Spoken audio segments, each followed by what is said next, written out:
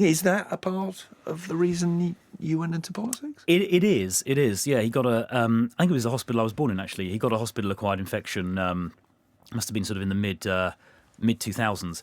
And that was part of the motivation, because it struck me that the state, the government, wasn't doing its job properly by looking after our citizens, our fellow citizens in hospital is one of the most fundamental things the government should do. But I've always felt a bit, for some reason, a bit kind of reticent to reference those kind of personal experiences. I'm not quite sure why, but I suppose when I go into a studio to talk to someone or give a speech, I feel I should talk about the ideas, the policies, what's going on, rather than that more personal stuff. Maybe I should take your feedback and be willing to open up a little more.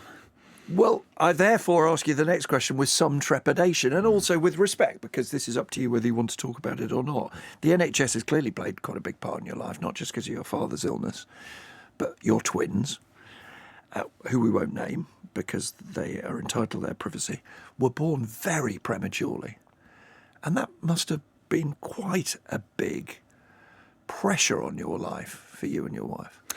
It was. They were born. They were twins. They are twins. Were born unexpectedly, very, very prematurely at 25 weeks and 1 day.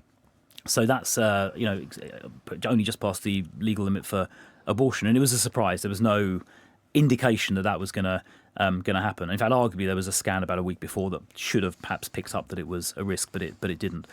And I remember the doctor, as it was clear that birth was imminent, the doctor saying, at this level of prematurity, there's only a 50-50 chance of survival.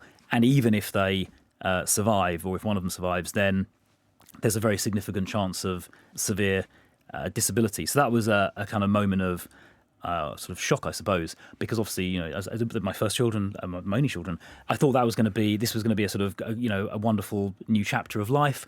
But then this happened.